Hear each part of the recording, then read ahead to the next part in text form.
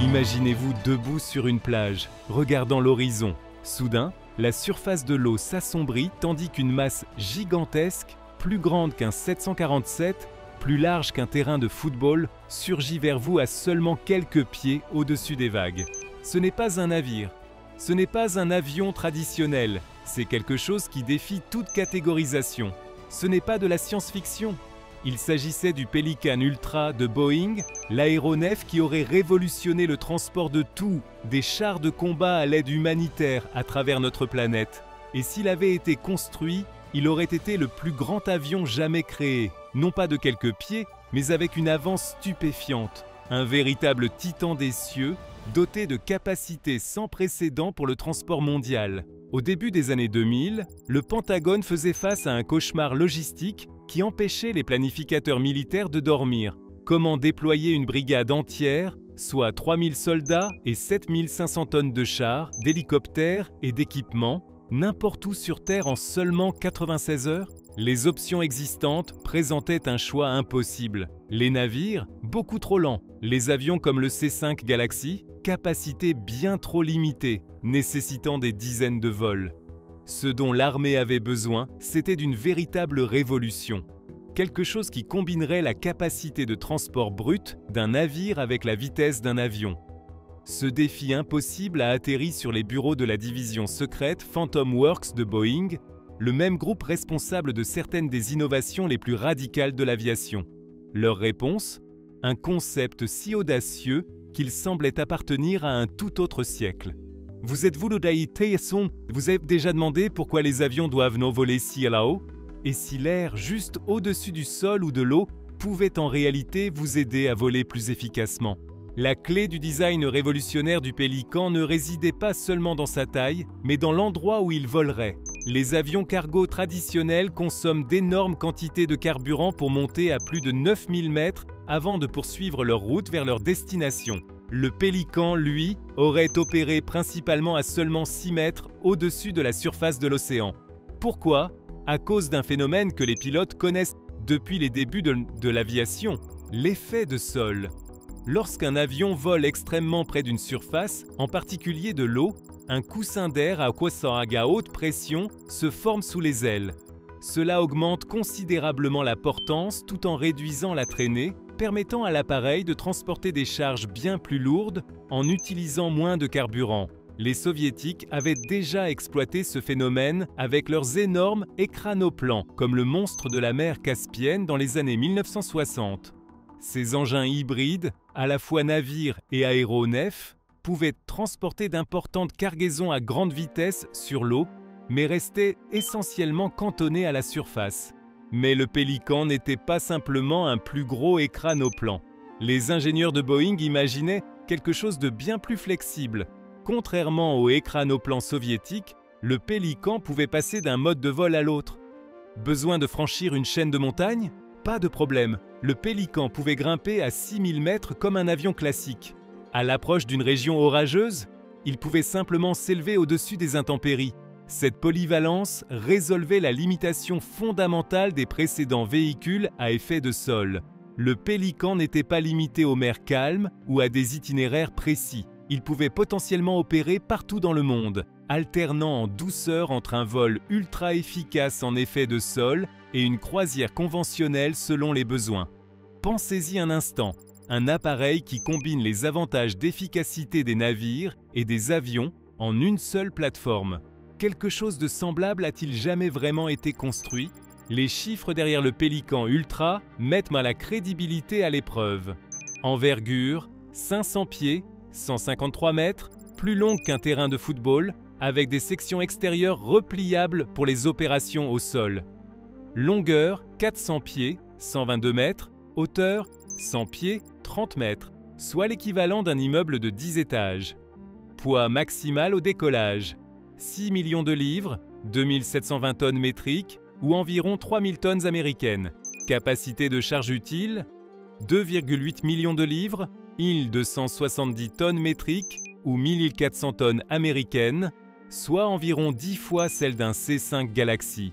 Pour mettre cela en perspective, le Pélican pourrait transporter soit 17 chars de combat principaux, M1 Abrams, soit tout l'équipement d'un bataillon entier, soit un impressionnant chargement de 1400 tonnes en un seul voyage. Ou considérez ceci. L'appareil pourrait déplacer plus de 3000 soldats avec leur équipement à travers le Pacifique en un seul vol. Auparavant, déplacer autant de personnel aurait nécessité toute une flotte de transport militaire conventionnel. Le Pélican n'était pas simplement immense, il représentait un changement de paradigme logistique. Mais la taille engendre ses propres défis d'ingénierie. Comment un engin aussi massif pourrait-il même quitter le sol ? Le Pélican aurait été propulsé par 4 énormes moteurs turbopropulseurs, non des turboréacteurs, chacun produisant une puissance phénoménale. Ces moteurs étaient dits dérivés des LM6000 et G90 de General Electric et optimisés pour répondre aux exigences uniques du vol en effet de sol. Ces ailes imposantes, avec une corde aérodynamique moyenne d'environ 30,5 mètres, comportaient des sections extérieures inclinées vers le bas, spécialement conçues pour maximiser les avantages de l'effet de sol. La forme de l'aile générerait un coussin de pression particulièrement puissant lors du vol près de la surface. Avez-vous déjà remarqué comment les oiseaux marins, comme les pélicans, effleurent la surface de l'eau lorsqu'ils parcourent de longues distances en sollicitant quinzièse? Ils exploitent naturellement le même effet de sol que l'appareil a été conçu pour utiliser. La nature avait déjà perfectionné ce concept bien avant que les ingénieurs de Boeing ne réalisent leur premier croquis. Mais contrairement à un oiseau, l'appareil Pélican aurait nécessité des systèmes de contrôle de vol informatisés extrêmement sophistiqués. Voler à seulement 6 mètres au-dessus de l'océan tout en transportant des milliers de tonnes de fret ne laisse aucune marge d'erreur. La moindre déviation pourrait être catastrophique. Pensez au défi que représente le pilotage d'un avion avec une envergure plus large qu'un terrain de football à seulement 6 mètres au-dessus des vagues. Même une mer modérée pourrait présenter des obstacles mortels. L'appareil aurait eu besoin de radars de suivi de terrain avancés et de capacités de cartographie des vagues en temps réel, bien au-delà de tout ce qui avait été développé à l'époque. Ce qui est particulièrement fascinant dans la conception du Pélican, c'est son système de train d'atterrissage. Avec une masse aussi énorme à supporter, les ingénieurs de Boeing ont mis au point un système de train d'atterrissage distribué, doté de 76 pneus répartis sur 38 ensembles de jambes, pour répartir la charge. Ce train complexe aurait réparti le poids de 2700 tonnes, chaque roue supportant environ 35 800 kg, soit une charge comparable à celle du train d'atterrissage d'un DC-10, le rendant compatible avec les infrastructures aéroportuaires existantes. Le Pélican aurait été exploité par un équipage de 8 à 12 personnes, dont des pilotes, des ingénieurs de vol et des chefs de chargement. Étant donné sa capacité de vol longue distance, des quartiers pour le repos de l'équipage auraient été essentiels, à l'image des navires de maritime. Ce qui pose une question intéressante. Les pilotes du Pélican auraient-ils eu davantage en commun avec les aviateurs traditionnels ou auraient-ils plutôt ressemblé à des capitaines de navires, naviguant à la surface des océans dans un autre milieu? Pour les planificateurs militaires, le Pélican représentait le saint graal de la projection rapide de force. Considérez la première guerre du Golfe en 1991, lorsque le transport des blindés lourds et du matériel de soutien des États-Unis vers l'Arabie Saoudite a pris des semaines. Une grande partie de ce mouvement dépendait des navires, lents mais spacieux, complétés par des avions, rapides mais limités dans leur capacité de transport.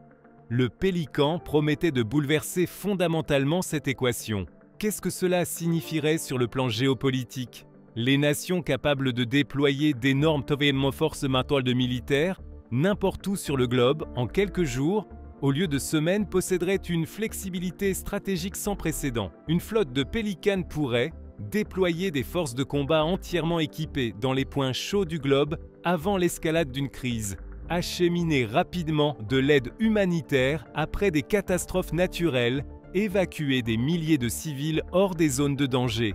Pour le Pentagone, le Pélican représentait plus qu'un simple avion, c'était un multiplicateur de force stratégique capable de changer fondamentalement la manière dont l'Amérique projette sa puissance. Mais si les applications militaires ont été le moteur du concept, Boeing voyait les choses en plus grand, beaucoup plus grand. Boeing n'envisageait pas le Pélican uniquement comme un transport militaire. son potentiel commercial était tout aussi révolutionnaire.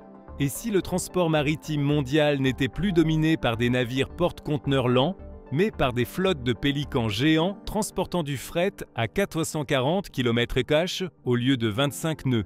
Le transport transpacifique ramené de plusieurs semaines à quelques heures. Une fabrication en flux tendu portée à un tout autre niveau. Les chaînes d'approvisionnement mondiales bouleversées. L'efficacité du vol en effet de sol signifiait que le pélican pouvait potentiellement déplacer du fret à des coûts approchant ceux du transport maritime, peut-être 2 à 3 fois plus cher, mais 10 à 15 fois plus rapide. Boeing estimait que le pélican pourrait capter environ 2% du fret transocéanique effectué par bateau, avec un marché pouvant aller jusqu'à 1000 appareils d'ici 2020. Boeing envisageait des ports spécialisés pour pélicans, d'immenses infrastructures conçues spécialement pour ces aéronefs hybrides, avec des équipements de chargement et des installations de maintenance dédiées.